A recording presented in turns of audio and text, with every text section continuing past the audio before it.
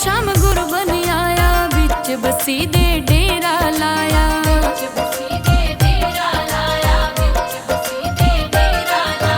गोलोक श्याम गुरु बन आया, बिच बसी दे डेरा लाया।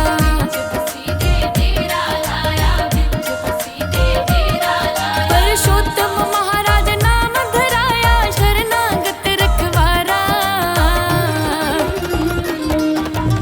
एक मसहारा मेरा बस्सी वाला लाला, हरि अवतारा पुरुषोत्तम महाराज गुरु गोविंदा गोविंदा।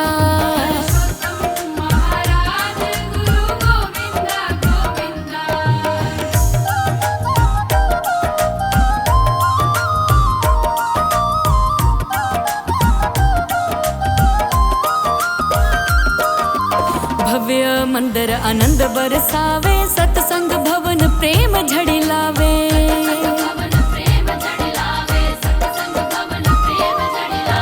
राधा कृष्ण ब्रज रस बरसावे, चोलिया संगता पर ले जावे।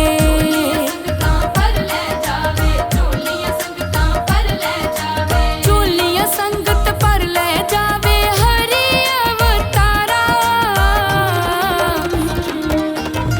एक मसहारा मेरा बस्सी वाला लाला, हरि अवतारा पुरुषोत्तम महाराज गुरु गोविंदा गोविंदा।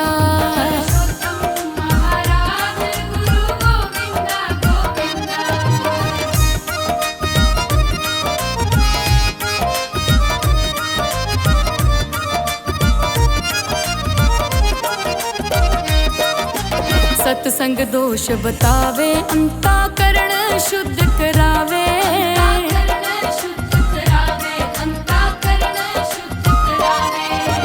दिव्य प्रेम लेप लगावे,